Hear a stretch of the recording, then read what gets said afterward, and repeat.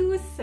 Alors aujourd'hui, je vous propose une vidéo un peu différente par rapport aux précédentes parce que j'ai commandé du tissu récemment et je me suis dit pourquoi pas vous présenter ces tissus dans un haul. Donc j'avais pas forcément prévu d'acheter du tissu cet été, mais j'ai fait les soldes et du coup, en tout cas j'ai commandé sur un site. Et il y avait des promotions assez intéressantes et étant donné que je suis en plein entraînement pour coudre mes vêtements, en fait forcément c'est plus rassurant de rater par exemple un t-shirt qui a coûté 2,50 € le mètre que de rater sur un tissu qui a coûté 15 € le mètre. En tout cas, c'était l'idée d'avoir des tissus peu onéreux pour facilement pouvoir faire des expérimentations avec. Alors oui, juste avant de vous montrer ce que j'ai acheté pendant les soldes d'été, je vous montre deux tissus que j'ai achetés au printemps. Voilà, j'ai pas acheté beaucoup de tissus pour l'instant cette année. Voilà, en tout cas j'ai des idées de projets en tête pour certains bien précis, pour certains un peu moins définis, mais je vous montre ça tout de suite.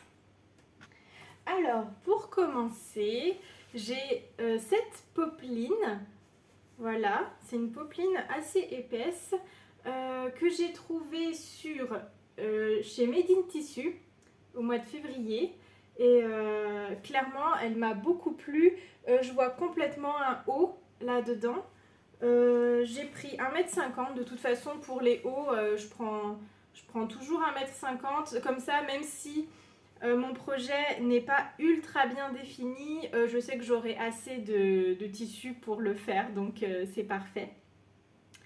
Donc, voilà pour cette popeline. Elle est en 100% coton Ecotex.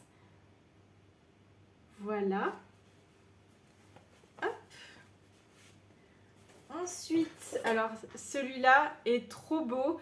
Je m'en veux d'avoir pris seulement 1 mètre. Je ne sais pas ce que j'avais en tête quand j'ai passé ma commande. Voilà le tissu en question. Donc je l'ai trouvé sur le site Ma Petite Mercerie au printemps. Et voilà, il est vraiment trop beau avec des petites... il y a des petites clémentines dessus. Voilà. Et vraiment, pourquoi je n'ai pris qu'un seul mètre? Alors, heureusement, il y a des projets qu'on peut faire en couture avec juste 1 mètre. Je ne sais plus de combien elle est à l'aise. Mais donc, il y a des projets qu'on peut faire en tissu avec juste 1 mètre. Mais pour faire un haut, en général, 1,50 m, c'est plus sécure.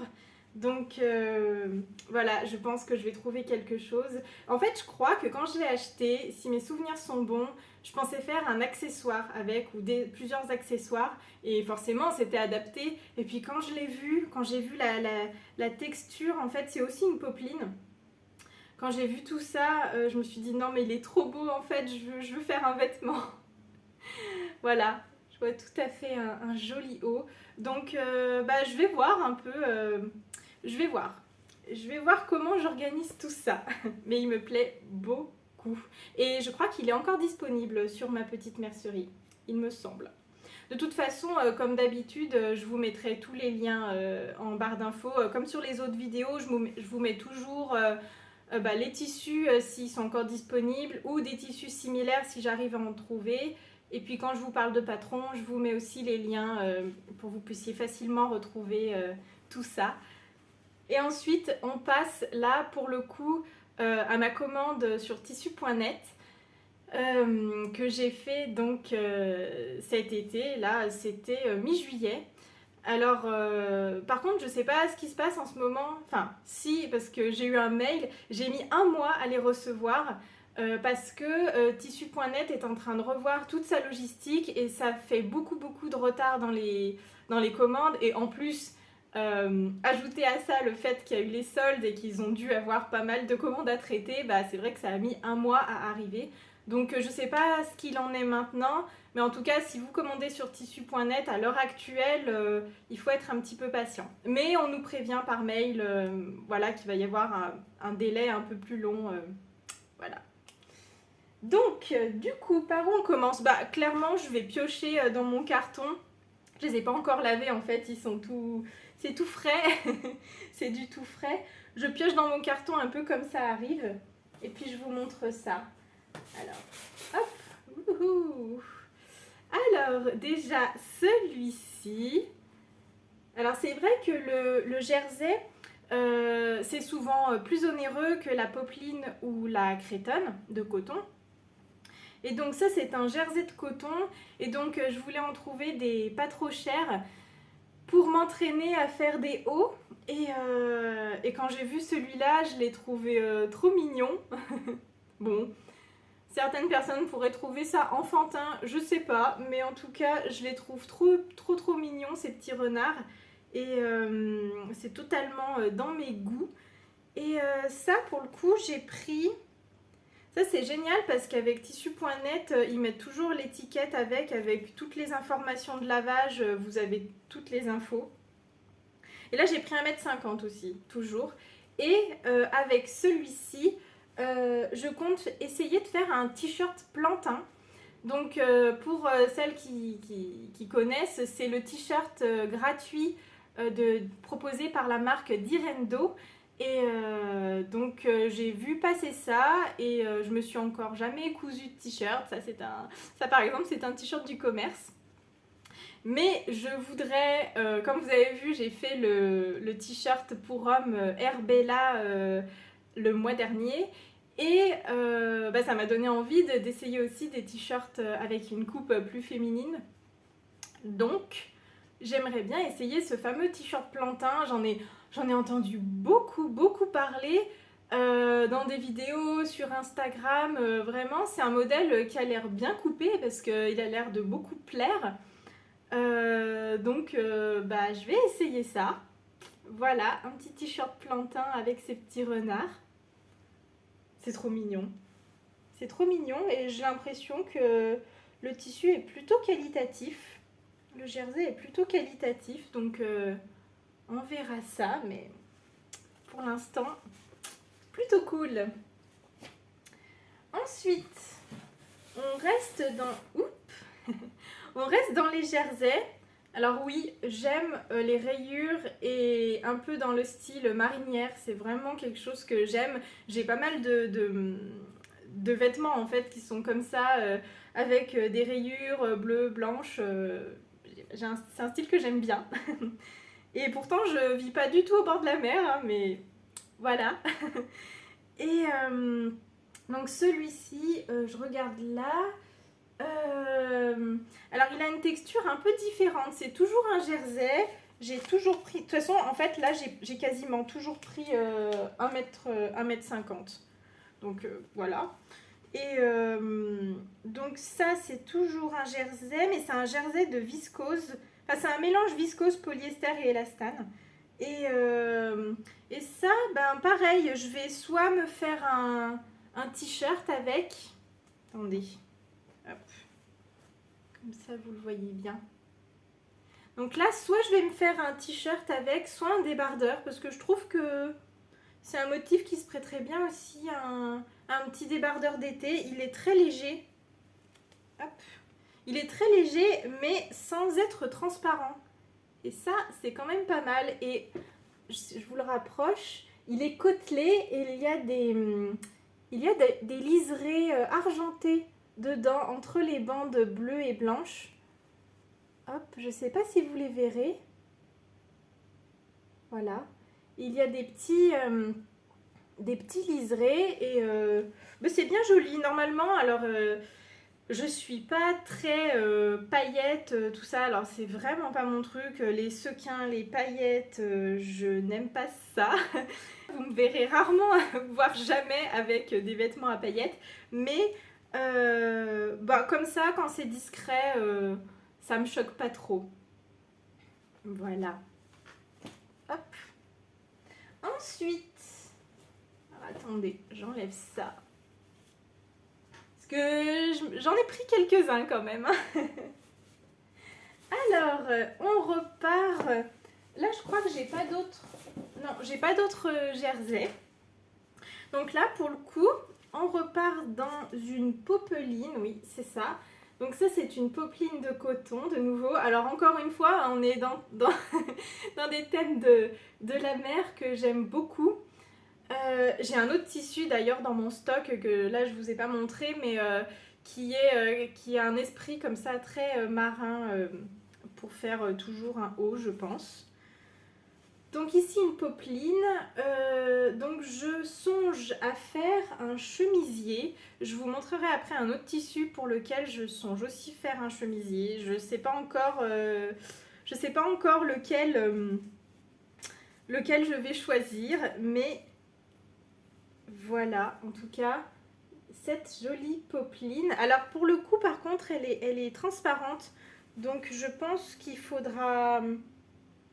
Ah, je sais pas trop. Peut-être qu'il faudra la doubler ou mettre une parmenture à certains endroits, ou au moins la doubler devant. Je réfléchirai à ça. Mais pareil, très jolie. Je pense que c'est bien agréable à porter en été aussi. Donc, la petite popeline avec des encres. Donc oui, toujours du bleu, hein.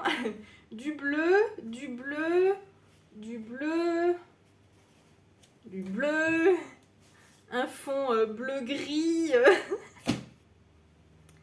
Ah, c'est ma couleur préférée, hein. Je pourrais pas vous le cacher bien plus longtemps, hein. Hop. Donc, voilà. Et là, j'ai pris aussi... j'ai aussi pris 1,50 m. Comme je vous le dis, j'ai pris ça à chaque fois.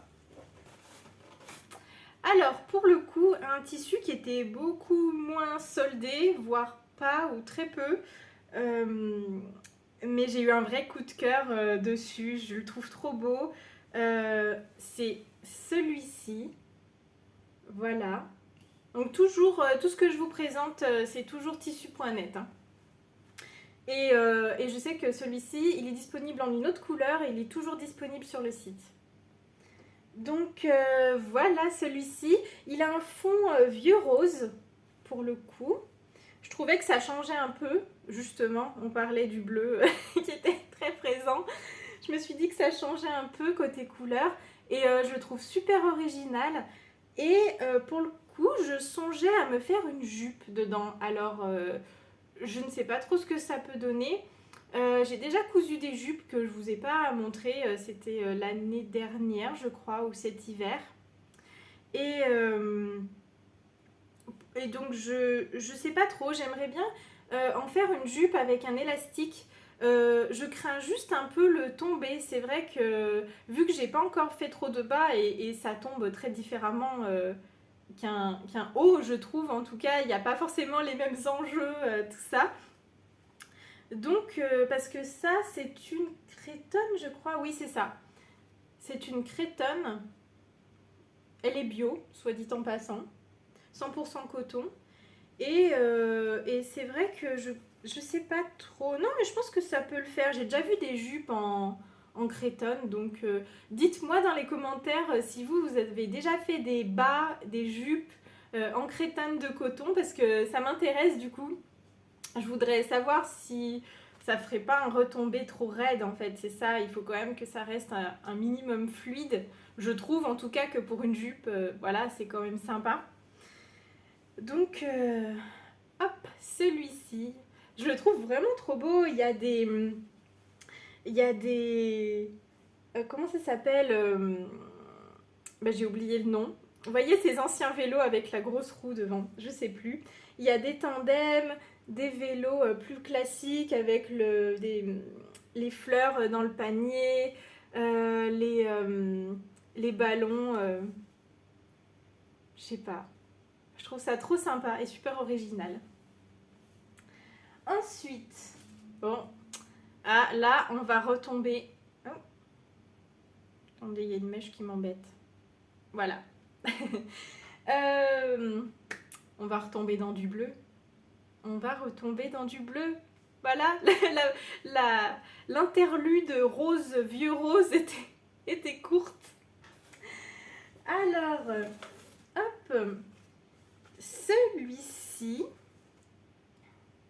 toujours pareil, je compte soit... Alors pour le coup, non. Celui-là, j'hésite un peu. J'hésite entre me faire un haut, parce que je le trouvais trop mignon avec les petites fraises, les abeilles. Il est trop joli. C'est toujours... c'est une crétonne, ça, oui, c'est une crétonne. Je regarde ma petite fiche là où j'ai pris des petites notes.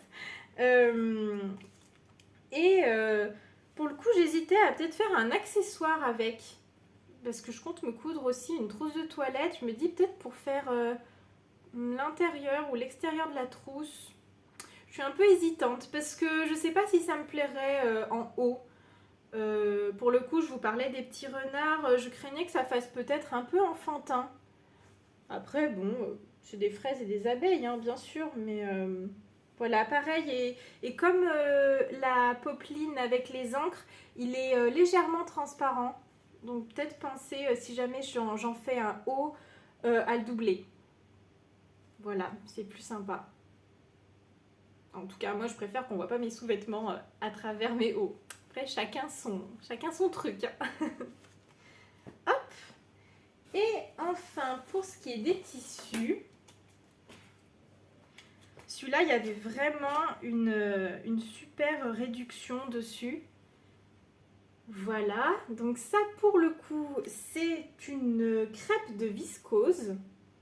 Donc la texture n'a strictement rien à voir, c'est extrêmement fluide en fait, hein. Vous verrez comme ça. C'est très très fluide.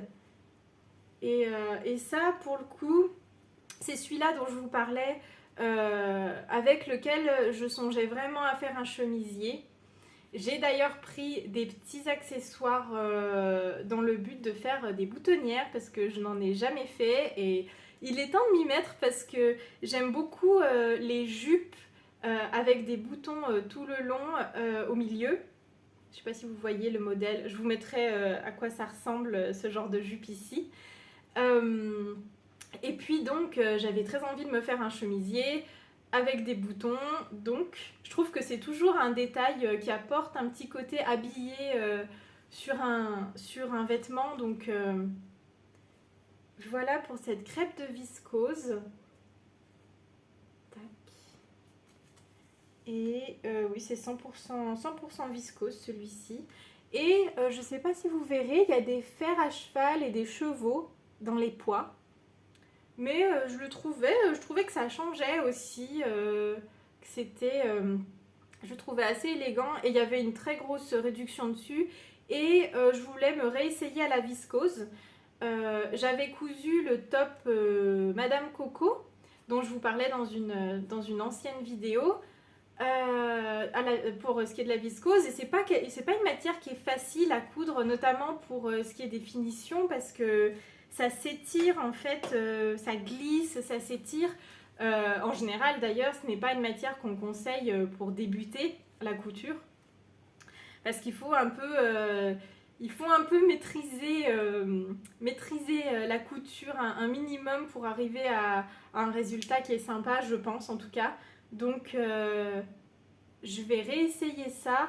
Et je voulais pas me louper sur un tissu cher, je sais pas, à 15-20 euros. Donc j'étais bien contente de trouver cette crêpe de viscose que j'ai payé 3,50 € le mètre, pour vous dire.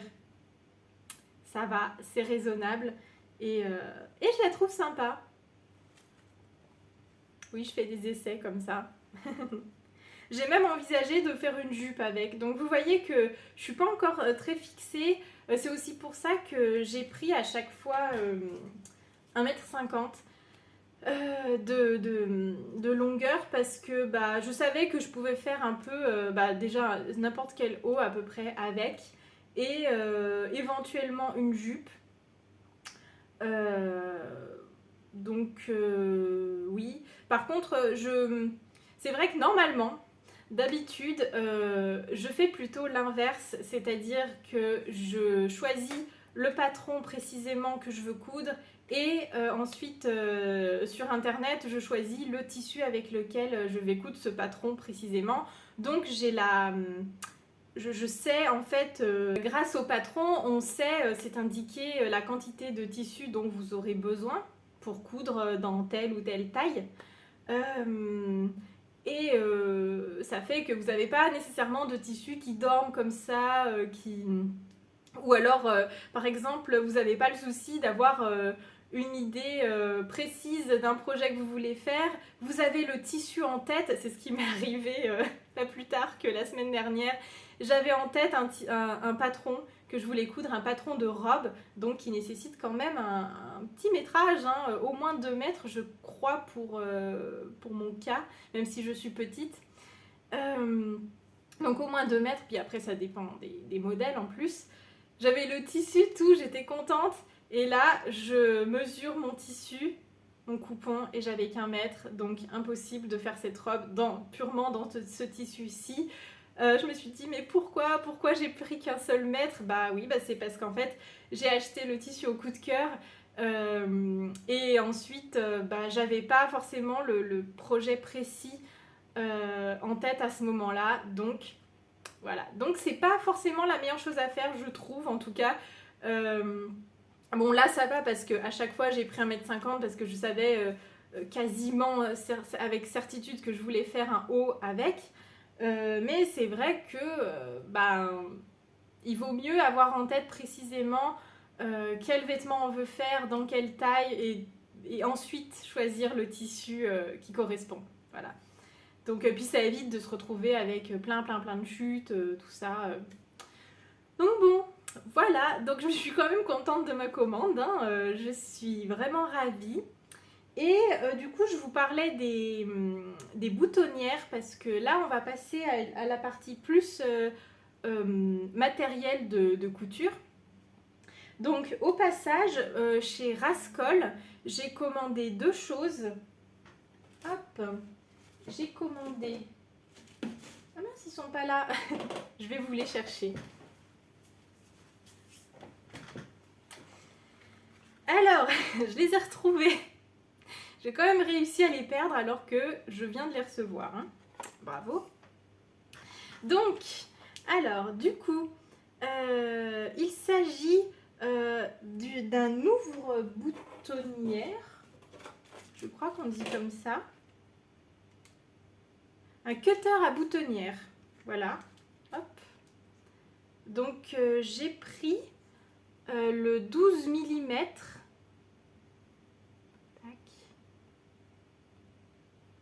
J'ai pris donc la version 12 mm de la marque Clover parce que sur le site de Rascol, il y avait des bons retours dessus. Et je l'ai vu dans un réel de Liz Taylor, en fait, où elle l'utilisait. Et a priori, c'est vraiment un bon cutter à boutonnière. Parce que je voyais pas mal de commentaires sur les autres cutters du site, des cutters similaires, hein, clairement. Où les gens disaient que il fallait repasser plein de fois, qu'il fallait finalement... que ça coupait très peu, très mal. Donc... forcément c'est pas le but, hein, donc voilà, hop, il est comme ça, et très bien d'ailleurs qu'il soit livré avec la petite pochette pour à la fois protéger la lame et protéger nos doigts parce que ça coupe. Et ensuite, pareil, toujours dans le, dans le même réel de Liz Taylor, j'ai vu qu'elle utilisait de la colle anti-effilochage. Donc celle-ci, c'est de la marque Prime. Et pareil, ça avait l'air pas mal d'utiliser ça aussi avec le cutter. Bon, sachant que c'est sûr que la colle n'est clairement pas indispensable, en tout cas j'imagine. Pareil, dites-moi si vous en utilisez quand vous faites des boutonnières. Donc je me suis dit pourquoi pas, qu'en plus ça pouvait servir sur d'autres projets. Là par exemple, on voit qu'ils le mettent sur un tissu cranté avec le ciseau. Donc voilà, un peu de matériel en plus. Je vais voir si c'est vraiment utile, si c'est indispensable, si finalement c'est vraiment gadget. Je ne sais pas pour l'instant, je vous dirai ça. Et ensuite, enfin, j'ai eu un problème avec ma paire de ciseaux. Donc, je vous montre ça. J'avais donc une paire comme ça de ciseaux Fiskars que j'ai fait tomber plusieurs fois sur le carrelage. Voilà, bravo. Oups. Et donc la lame n'a pas apprécié, forcément. Du coup, elle a fait en fait, enfin ça a donné quelque chose où la lame s'est voilée en quelque sorte, mais pas au niveau pas au niveau de la vis. Elle s'est vraiment voilée à ce niveau-là et impossible de la redresser. En fait, c'était au début, je me suis dit ça coupe plus bien du tout. Peut-être que c'est un problème de lame et que j'ai essayé du coup de l'aiguiser, mais rien n'y faisait. Donc, ben, je me suis dit qu'est-ce que je fais? Est-ce que je sais pas, il me faut un forgeron pour taper sur la lame et la remettre droite. Je sais pas. Donc, après avoir cherché pas mal de solutions, je me suis dit, c'est pas grave, je vais racheter une paire. Ça sera l'occasion de tester une autre paire de ciseaux parce que celle-ci, en fait, c'est la version, c'est la 21 cm universelle de chez Fiskars. Donc, ça fonctionne très bien pour couper du tissu. Ça fait vraiment partie de ses fonctions. Mais c'est pas le plus ergonomique en termes de forme, en tout cas, d'après le site de Fiskars. C'est pas le plus ergonomique pour ce qui est de couper du tissu. Donc je me suis dit, je vais essayer une paire de ciseaux adaptée précisément au tissu, un peu plus grande d'ailleurs pour pouvoir couper des grandes longueurs, toutes droites. Et j'ai essayé celui-ci. Voilà, donc hop. Alors ce qui est génial déjà pour les, pour les personnes maladroites comme moi, il y a cet étui pour recouvrir la lame et je pense que j'en aurais bien eu besoin sur mon, sur mon ciseau universel qui lui n'en a pas. Donc ça c'est quand même pas mal. C'est une bonne chose d'avoir mis ça. Et donc ça c'est les Fiskars Razor Edge, donc qui sont très très affûtés. Et vous voyez clairement que ça n'est pas la même forme par rapport aux manches. Celui-là va être beaucoup plus plat à ce niveau-là. Voilà, en tout cas, oui. Et vous voyez aussi que donc la lame est plus grande parce que celle-ci, c'est le 25 cm. Et la poignée est assez différente parce qu'elle est beaucoup plus grande aussi. Voilà. Donc, c'est ça. Il y a aussi une autre différence, c'est qu'il est beaucoup plus épais. Je ne sais pas si vous verrez comme ça, mais voilà l'épaisseur de la lame. Elle est d'ailleurs épaisse quasiment jusqu'au bout, comme ça. Et celui-ci est beaucoup plus fin. Et donc les Fiskars Razor Edge, donc celui-ci aussi, la différence, c'est qu'ils sont fabriqués en Chine, alors que ceci, c'est la gamme un peu iconique de chez Fiskars, donc avec ces poignées orange. Et ceux-ci sont faits en Finlande. Voilà la différence. Donc, ce que je peux vous dire, c'est que celle-ci, je n'ai pas du tout aimé. Mais alors, pas du tout. Non, je vais être un peu plus nuancée.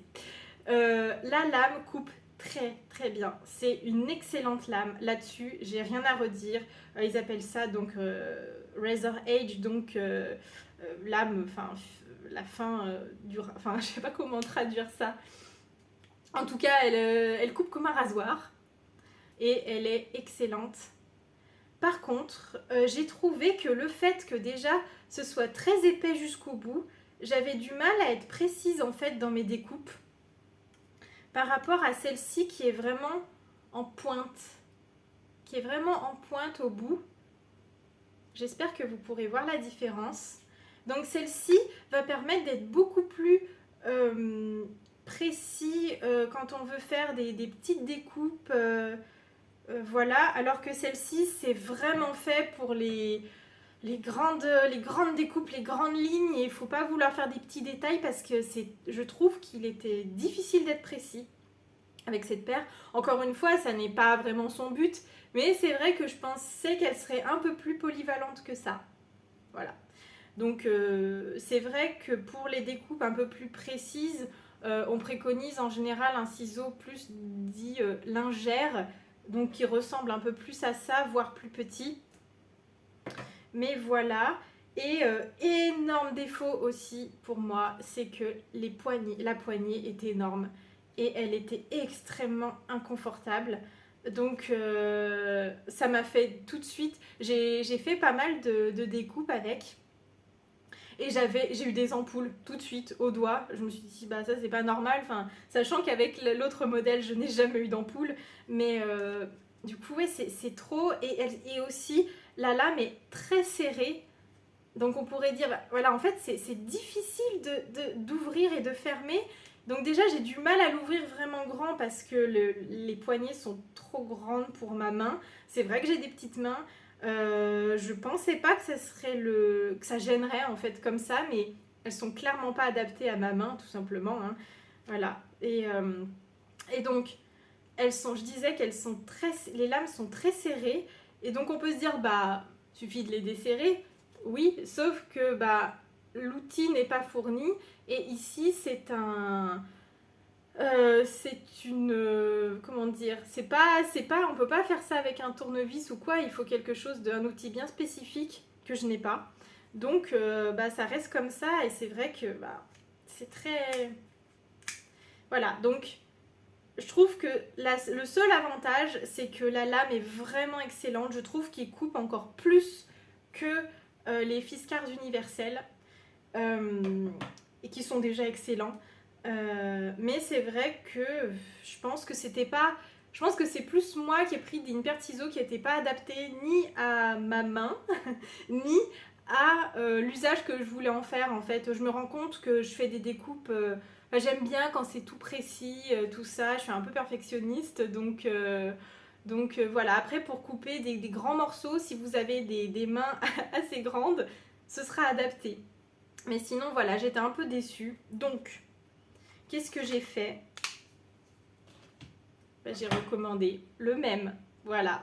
J'ai recommandé exactement la même paire parce que, en fait, je me suis dit, oui, bah, je peux encore essayer une autre, mais bon, à force, j'avais peur que ça me convienne pas non plus, et puis je voulais pas me retrouver avec 12 paires de ciseaux quasiment identiques avant de retrouver la bonne. Donc, je me suis dit que bah, j'allais rester sur une valeur sûre, celle qui me suit, la paire qui me suit depuis maintenant plusieurs années et que j'adore, et clairement je suis très contente d'avoir recommandé celle-là. Voilà, elle n'est pas spécifique à la couture, mais clairement les Fiskars 21 cm, je trouve qu'ils sont polyvalents. Voilà, je les trouve très bien pour faire de la couture, même au quotidien. Je les trouve vraiment excellents, donc je suis restée sur cette valeur sûre finalement. Voilà pour l'histoire de cette parenthèse avec les ciseaux. Et donc, bah, j'ai fini de vous présenter ce que je voulais vous montrer pour aujourd'hui. N'hésitez pas à me dire, du coup, bah, par exemple pour les paires de ciseaux, comment vous les avez choisis, si vous avez une paire que vous adorez. Je sais qu'il y a aussi Clover, donc de la même marque que mon cutter pour les boutonnières. Je sais que Clover est très réputé pour leurs lames et qui font d'excellentes paires de ciseaux. Ça, pour le coup, c'est une marque japonaise, contrairement à Fiskars. Voilà, donc j'espère qu'en tout cas ça vous aura plu de voir mes derniers achats tissus, les plus récents. Et sinon, n'hésitez pas à me retrouver également sur Instagram. Je partage régulièrement, tous les jours en ce moment. Tous les jours, je partage des stories sur mes avancées créatives. Donc en ce moment, par exemple, je suis en train de broder le petit hamster dont je parlais dans mon dernier bilan. Donc voilà, je suis en train de faire du point de croix. J'en fais un peu chaque jour, donc je suis très contente de ça et je vous partage ça sur Instagram. Et puis dès que j'avance aussi pour ce qui est de la couture. Donc il y a bien moyen que vous voyez repasser les tissus que je vous ai présentés aujourd'hui. Et donc on se retrouve bientôt pour une prochaine vidéo. Je ne sais pas encore laquelle ce sera, mais j'ai plein d'idées en tête. Je vous souhaite de belles créations, un bon mois d'août aussi, et je vous dis à bientôt!